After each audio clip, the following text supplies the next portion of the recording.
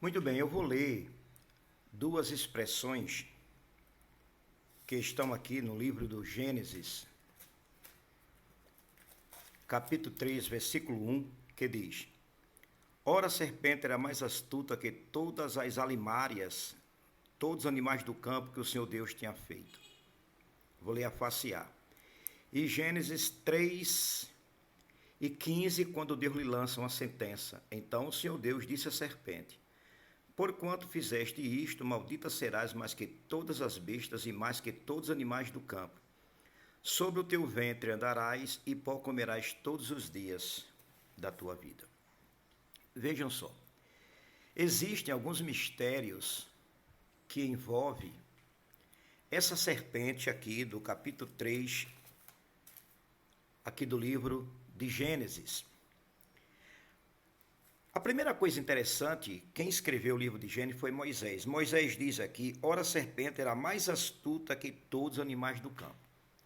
Nós sabemos hoje, pela biologia e pela zoologia, que é uma parte, que é um ramo da ciência, da biologia, que estuda os animais, que a serpente não é o animal mais inteligente que existe. Não é. Por quê? Porque a ciência fala sobre os 10 animais mais inteligentes do mundo.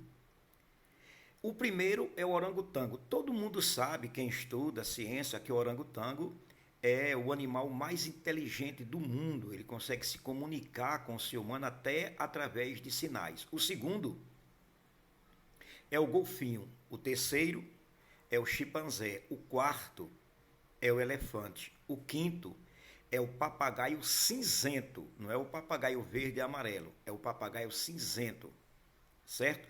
Depois do papagaio cinzento, vem o polvo.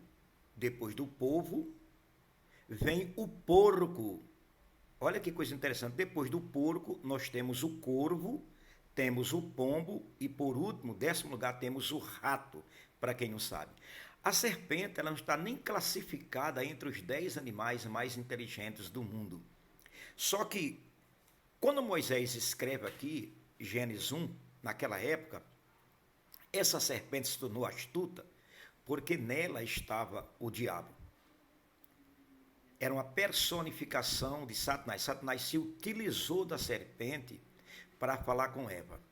Agora, um detalhe aqui interessante é que Eva não se assustou quando a serpente começou a conversar com ela. Essa época aqui era a dispensação da inocência. O homem ainda não tinha pecado, porque na dispensação da consciência é que os animais ficam com a natureza deles, uma natureza feroz. Mas aqui não, era o período da inocência. Então, subentende-se, como alguns rabinos creem, que os animais falavam, que a cobra, ou os animais, generalizando, ou a cobra em si falava. Por isso que Eva não se assustou. Ela dialogou, ela conversou normalmente.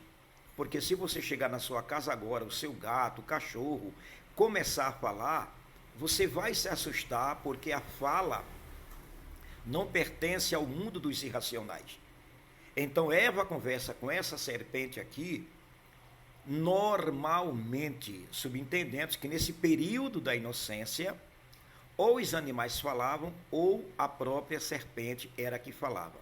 E a outra coisa interessante aqui é que quando Deus vai dar a essa serpente a correção, o juízo, a disciplina,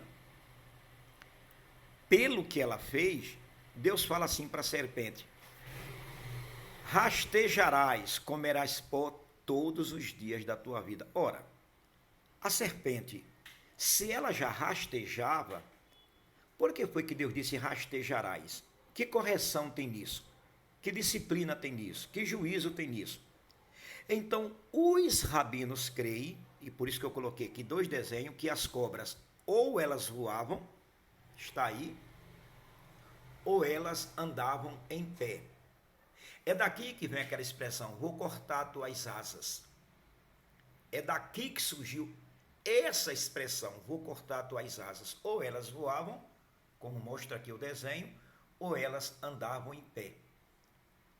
Por isso que Deus disse, rastejarás, ou seja, não voarás mais, não andarás mais em pé. Algumas cobras ficam em pé, ficam, mas elas não andam mais em pé, elas andam se rastejando.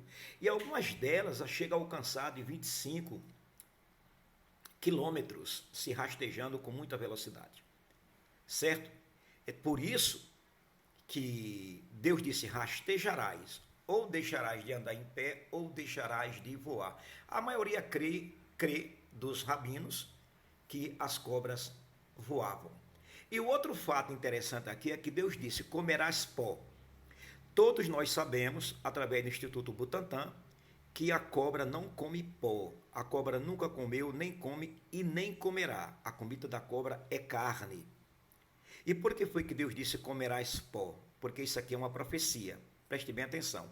O homem veio de onde? Do pó da terra. O que é que Deus está dizendo? Todas as vezes que o homem pecar, deliberadamente, conscientemente, todas as vezes que o homem errar o alvo, todas as vezes que o homem me magoar, ele vai estar alimentando a serpente, vai estar alimentando ao diabo. Por isso Deus disse, comerás pó todos os dias da tua vida. E desde o Éden até agora, que a cobra, que a serpente, que o diabo se alimenta dos nossos erros, dos nossos pecados, daquilo que fazemos que magoamos a Deus. São esses aqui os mistérios que existem na serpente.